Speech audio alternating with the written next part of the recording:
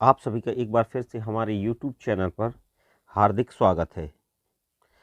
आज हम बात करने वाले हैं जवाहर नवोदय विद्यालय प्रवेश परीक्षा का जो 29 अप्रैल को एग्ज़ाम हुआ है, तो उसमें इस वर्ष जो एग्ज़ाम का जो कट ऑफ है लगभग कितना जाने वाला है। इससे लगभग यह पता चल जाता है कि इसमें कहाँ से लेकर मतलब किस नंबर से किस नंबर तक लेकर सिलेक्शन हो सकता है।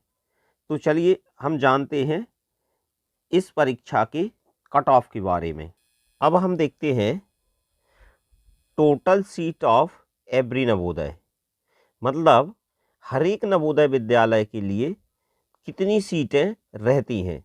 तो जैसे यहाँ पर दिखाया गया है कि लगभग हर एक नवोदय विद्यालय के लिए कक्षा 6वीं के लिए 80 सीटें होती हैं। यहाँ पर ये दिखाया गया है कुल कितनी 80 सीटें। अब इन 80 सीटों को दो भागों में विभाजित किया जाता है। सबसे पहला जो है यहाँ पर अर्बन, मतलब क्या, शहरी। इन 80 सीटों में से 25% जो सीट रहती हैं वो उस शहर के लिए आरक्षित रहती हैं। यदि हम 80 का 25% निकालें तो लगभग कितनी 20 सीट, और ये 20 सीट फिर किस में डिवाइड हो जाएंगी, बॉयज़ और गर्ल्स में। ऐसे ही यहाँ पर हम 80 का कितना प्रतिशत निकालें, 75% निकालें, तो यह सीट उस जिले के ग्रामीण क्षेत्र के लिए आरक्षित रहती हैं। और इन कुल 60 सीटों में क्या रहता है, गर्ल्स और बॉयज़। फिर इन सीटों पर जैसे यहाँ पर इस तीर के द्वारा दिखाया गया है, इन सीटों पर जो 20 सीटें हैं इनमें 4 कैटेगरियाँ होती हैं, जनरल, ओबीसी, एससी और एसटी। ये जो 20 सीटें हैं फिर इन 4 कैटेगरी में डिवाइड होंगी।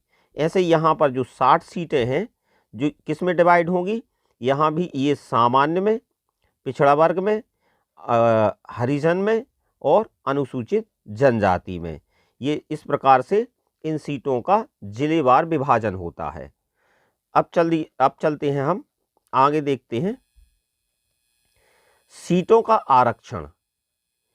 अभी हमने देखा था इससे पहले कुल 80 सीटें।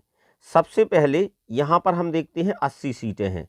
अब 80 का जो 1/3 भाग यहाँ पर दिखाया गया है, 80 का जो 1/3 भाग रहता है उसमें वह भाग केवल लड़कियों के लिए आरक्षित रहता है। मतलब कुल सीटों का 1/3 भाग लड़कियों के लिए रहता है। अब उसमें लड़की कहीं की भी हो सकती हैं, शहर से भी हो सकती हैं या तो ग्रामीण से भी हो सकती हैं। कुल सीटों का 1/3 भाग लड़कियों के लिए आरक्षित है। अब सबसे पहले हम देखते हैं जनरल कैटेगरी के लिए, सामान्य जाति के लिए।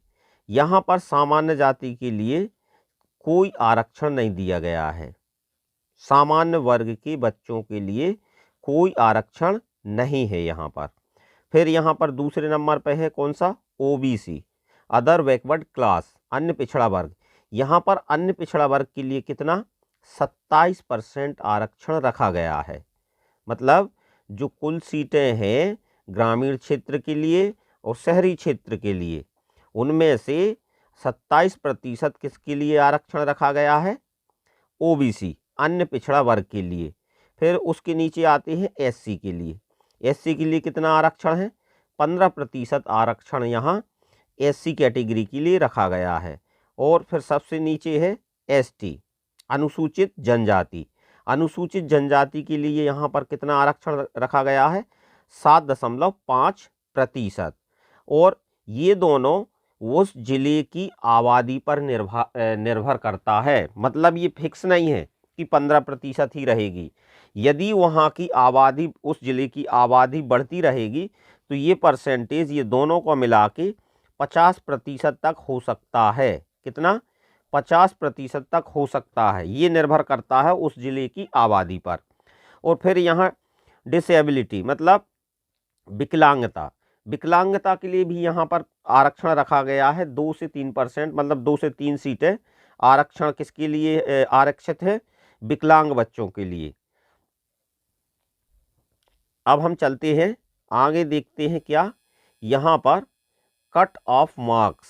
ये देखिए इस बार का जो कट ऑफ मार्क्स है, यदि इस वर्ष पेपर की हम थोड़ी सी तुलना करें, जो पिछले वर्ष का पेपर था, लगभग उसमें 2 क्वेश्चन ऐसे थे मैथ्स में, 2 या 3 जो टफ थे, और इसी प्रकार के हिंदी में भी थे, कुछ घुमावदार क्वेश्चन थे।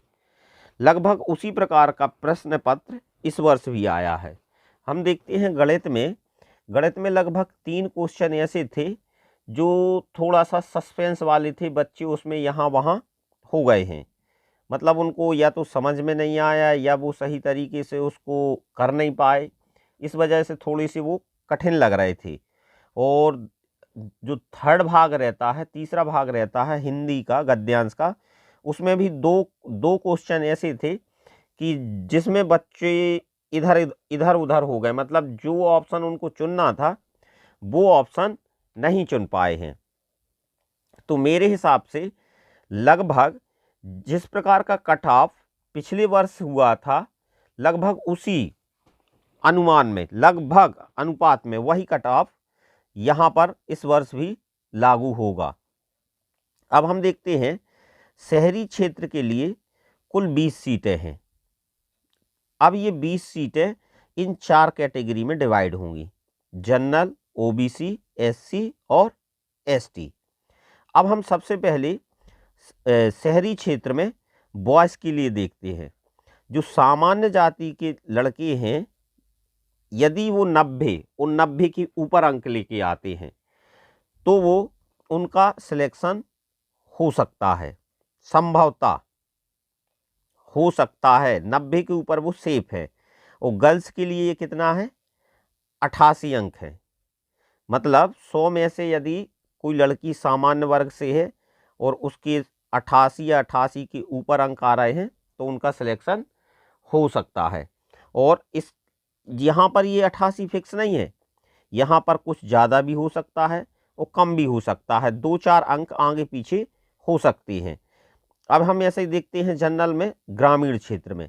तो ग्रामीण क्षेत्र में जो बॉयज़ हैं उनके लिए 88 अंक, क्योंकि इस वर्ष देखा है कि जो पेपर था थोड़ा सा क्या था, टफ था, तो जो इंटेलिजेंट बच्चे हैं उनके भी यहाँ पर जो मार्क्स हैं ज़्यादा हाई नहीं जा पा रहे हैं। तो लगभग जो सामान्य वर्ग के बच्चे हैं और ग्रामीण क्षेत्र से हैं तो उनका 88 अंक तक पर वो सेफ है। और गर्ल्स के लिए ये कितना होगा, 86 अंक। अब आते हैं हम दूसरी कैटेगरी पर। दूसरी कैटेगरी है ओबीसी। अब ओबीसी में हम देखते हैं किसके लिए, शहरी क्षेत्र के लिए। शहरी क्षेत्र में यदि कोई बच्चा 88 अंक लेके आता है, 88 अंक लेके आता है तो वह सिलेक्शन का दावेदार है। इसी प्रकार से हम गर्ल्स देखते हैं, गर्ल्स में कितना, 86 अंक, 100 में से कितने अंक लेके आना है, 86 अंक लेके आना है, तो उसका सिलेक्शन हो सकता है। अब हम आते हैं ग्रामीण क्षेत्र में। ग्रामीण क्षेत्र में भी इसका ओबीसी का कितना, लगभग पिछले वर्ष का यदि अनुमान हम देखें, पिछले वर्ष 79 या 78 जो जबलपुर डिस्ट्रिक्ट में जो जवाहर नवोदय विद्यालय है वहाँ 79 तक जो 79 जो अंक लेके आए थे बच्चे, उनका सिलेक्शन हुआ है। तो इस साल कितना है, 87 से कम भी हो सकता है और ज़्यादा भी हो सकता है, 1-2 अंक आगे पीछे हो सकता है। और गर्ल्स के लिए, ओबीसी गर्ल्स के लिए कितना, लगभग 84 अंक लेके अनिवार्य है, 84 अंक लेके आना अनिवार्य है यदि वो सिलेक्शन चाहती हैं नवोदय में। तो अगली कैटेगरी है एससी और एसटी। लगभग ये थोड़ा सा आगे पीछे हो जाता है। जैसे हम शहरी क्षेत्र में देखें, यदि एससी से कोई बालक है, बॉयज़ है, तो उसके लिए कितने अंक, 84 अंक तक अगर वो लेके आता है तो उसका संभवतः इस वर्ष नवोदय में चयन हो सकता है। फिर गर्ल्स के लिए कितना है ये, 80 अंक। वहीं पर हम देखते हैं ग्रामीण क्षेत्र में, ग्रामीण क्षेत्र की जो बॉयज़ हैं जो एससी कैटेगरी के हैं तो उनके लिए कितने 82 अंक लाना अनिवार्य है। यदि वो इतने अंक ले आएंगे तो उनका संभवतः इस वर्ष नवोदय में चयन हो जाएगा। और गर्ल्स की बात करें तो गर्ल्स के लिए कितने 80 अंक लाना अनिवार्य है। अब आते हैं जो लास्ट कैटेगरी बची है एसटी। तो एसटी का सबसे कम होता है। यहाँ पर हम देखें क्योंकि चूंकि इस वर्ग से जो गर्ल्स और बॉयज़ बहुत कम फॉर्म सबमिट करते हैं तो उनके लिए यहाँ पर देखिए, अगर कोई बच्चा शहरी क्षेत्र से है और वो बॉयज़ है तो उसका संभवतः इतने अंक पर 76 अंक तक उसका सिलेक्शन नवोदय में कक्षा 6वीं में हो सकता है। और इसी प्रकार हम देखते हैं कितना 74 अंक लड़कियों के लिए, कितना 74 अंक। वहीं हम ग्रामीण क्षेत्र की बात करें तो ग्रामीण क्षेत्र में जो लड़की है उसके लिए कितने अंक 78 से लेकर बॉयज़ के लिए 78 और गर्ल्स के लिए 75 अंक लाना अनिवार्य है। यदि इससे कम अंक लाते हैं तो सिलेक्शन होना संभव है। इतने अंक तो लाना ही पड़ेंगे। यदि आपको मेरी यह वीडियो पसंद आई हो तो प्लीज़ चैनल को सब्सक्राइब ज़रूर कीजिएगा। Thank you.